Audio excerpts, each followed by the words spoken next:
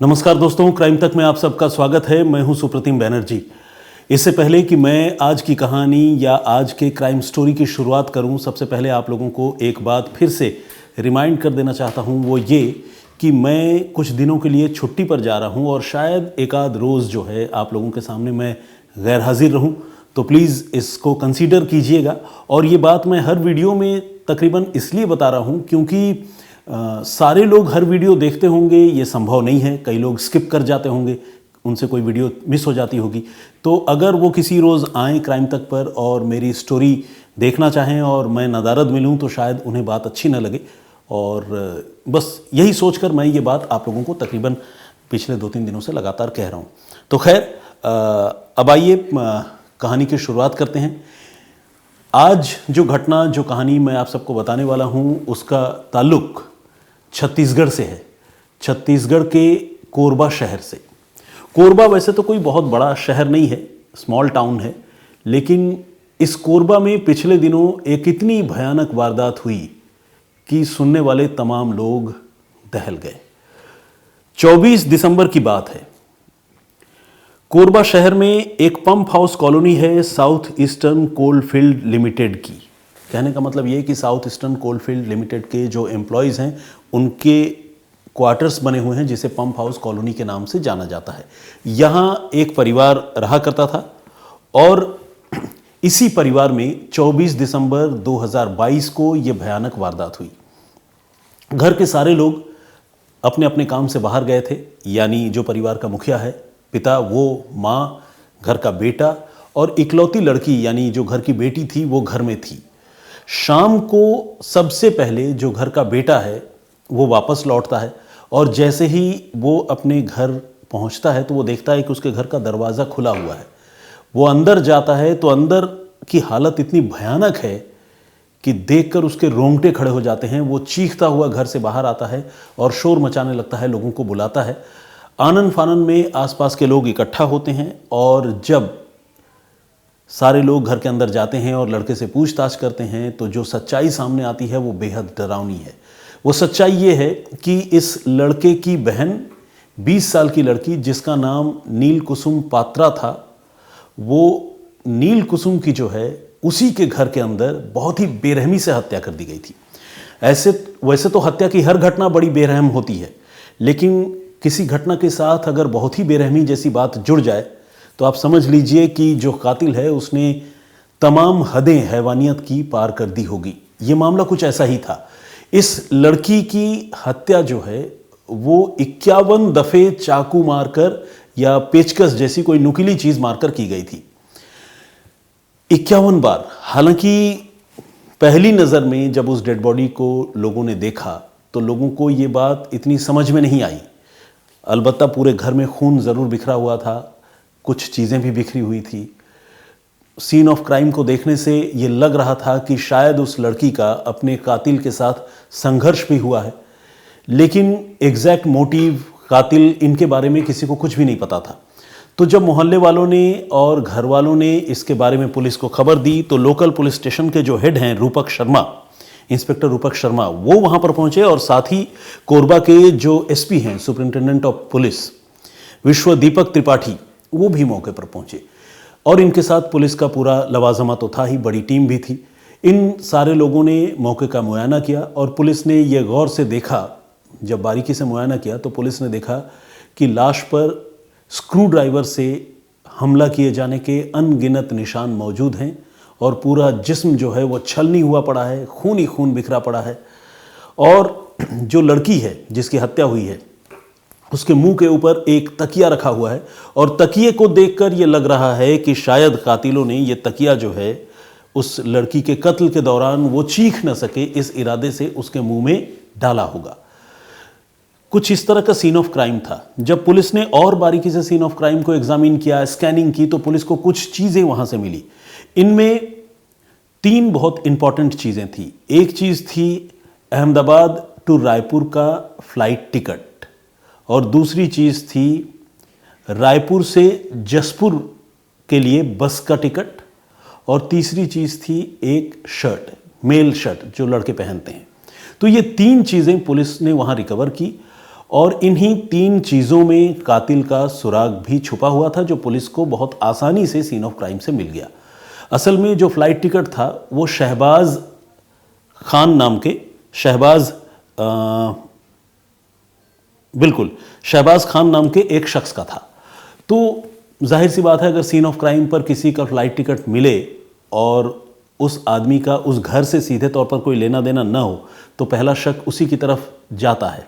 Police ने इस मामले में जैसे ही एयर टिकट पुलिस को मिला, उसमें नाम पुलिस को मिला, पुलिस ने उस फ्लाइट कंपनी से यानी फ्लाइट ऑपरेटर से कंफर्म किया और शहबाज खान के बारे में सारी जानकारी जुटाई। इधर पुलिस इन्वेस्टिगेट अपने तौर पर भी कर रही थी। पुलिस ने लड़की के घर वालों से भी पूछताछ की, लड़की के जो दूसरे जानने वाले हैं उसके दोस्त या सहेलियों से, उनसे भी पूछताछ की। और इस पूछताछ में पुलिस को शहबाज खान के बारे में बहुत पुख्ता और बहुत ही इम्पॉर्टेंट जानकारी मिली। वो जानकारी ये कि ये शहबाज खान नाम का ये जो शख्स है, ये इन दिनों अहमदाबाद में रहा करता था, लेकिन पहले वो कोरबा में ही रहता था। और कोरबा में रहने के दौरान उसकी और नील कुसुम पात्रा नाम की ये जो लड़की है, इसके बीच में काफ़ी घनिष्ठ मित्रता थी। दोनों एक दूसरे के बेहद करीब थे। असल में ये जो नील कुसुम है, ये एक मिशनरी स्कूल में पढ़ती थी पहले, और मिशनरी स्कूल में पढ़ने के दौरान वो पास में ही एक गांव है मदनपुर।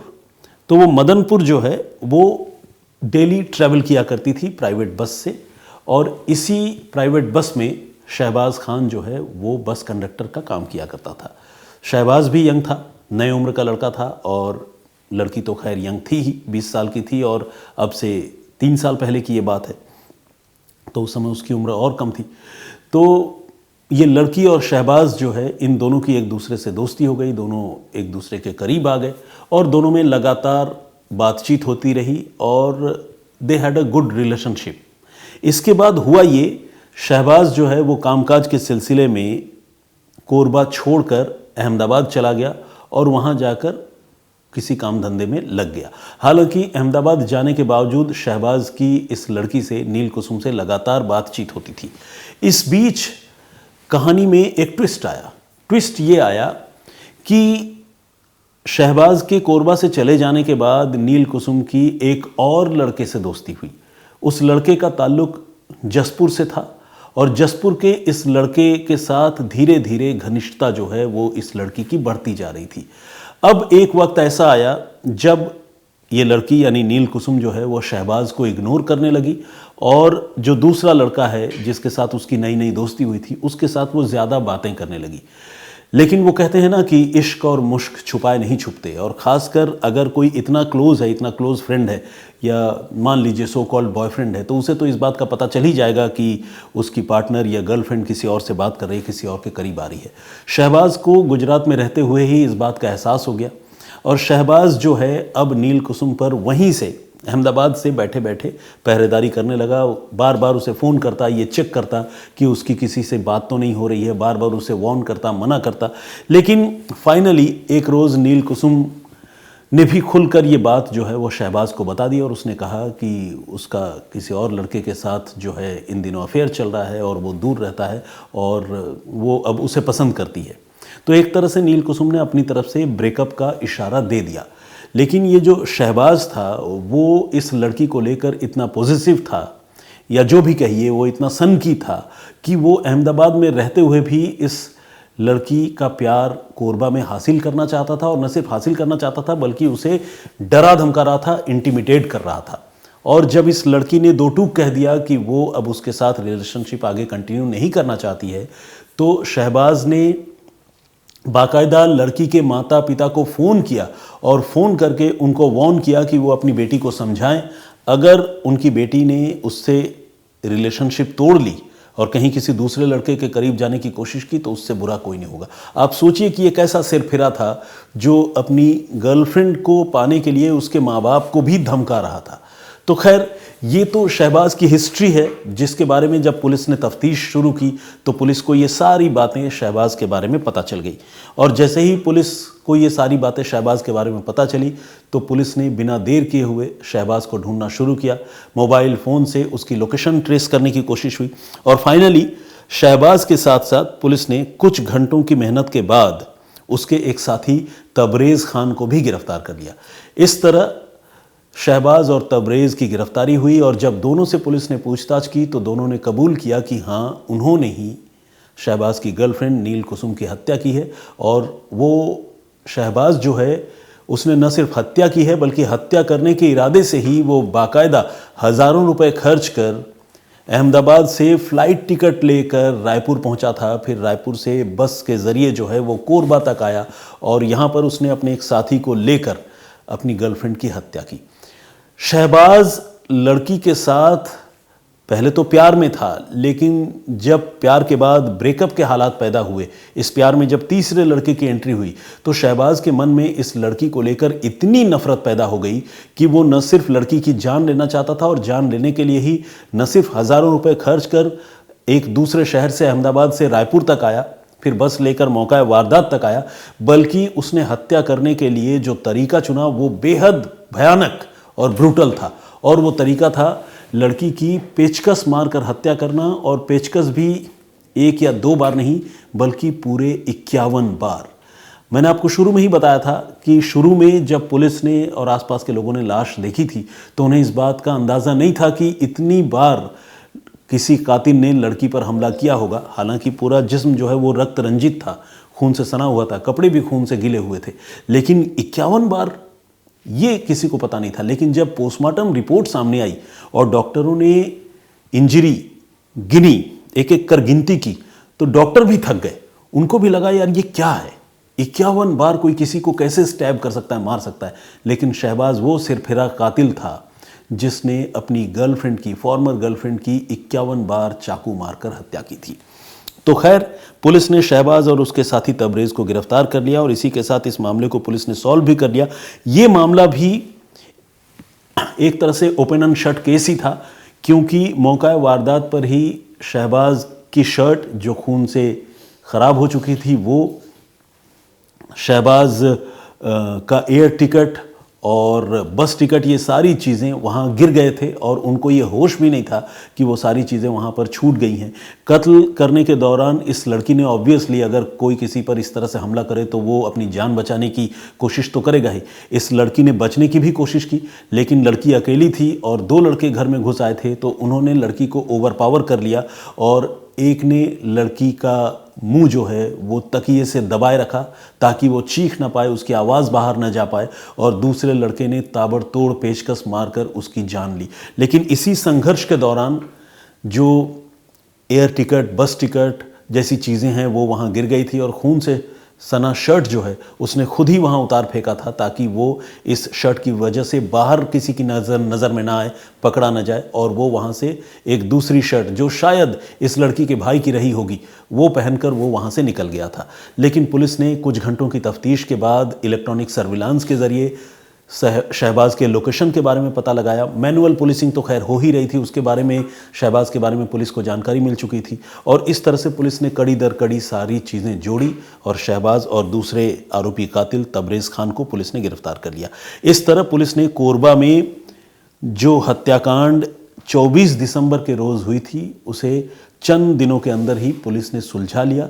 लेकिन इस घटना ने लोगों को वाकई बहुत हैरान किया, लोगों को वाकई बहुत सन्न किया, और ख़ासकर तब जब देश ने कुछ ही रोज़ पहले श्रद्धा और आफ्ताब जैसा भयानक मर्डर केस देखा था जिसमें आफ्ताब नाम के बॉयफ्रेंड ने श्रद्धा नाम की लड़की के 35 टुकड़े कर दिए थे।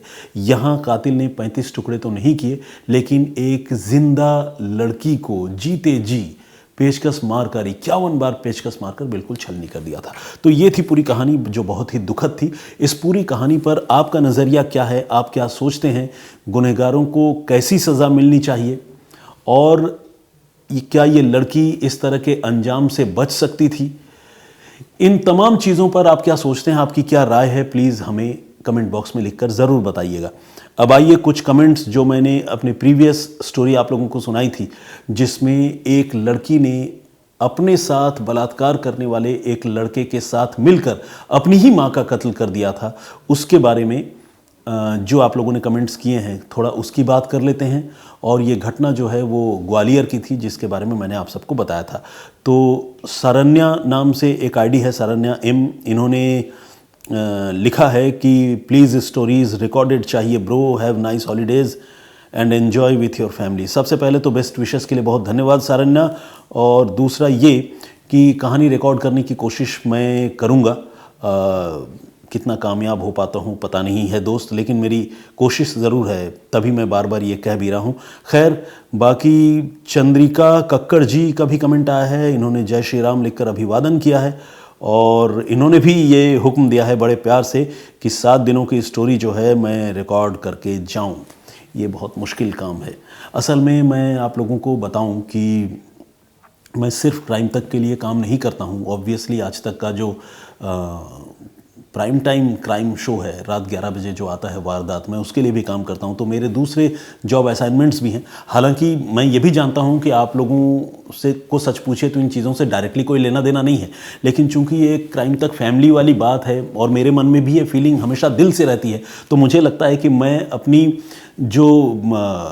जो लिमिटेशंस हैं वो भी बताऊं और जो मेरे स्ट्रेंथ हैं कभी उसके बारे में भी आपको बताऊं। तो लिमिटेशंस की बात यही है कि कुछ दूसरे जॉब रिस्पॉन्सिबिलिटीज़ भी हैं जिसके वजह से शायद समय नहीं निकाल पाऊं, लेकिन इसका ये मतलब नहीं है कि मैं जो है कंटिन्यू नहीं करना चाहता। और कुछ दिनों की बात है, मैं मोस्ट प्रोबेबली आने वाले सोमवार या मंगलवार को ज्वाइन कर लूँगा और उसके बाद फिर से आप लोगों के साथ मैं लगातार बना रहूँगा।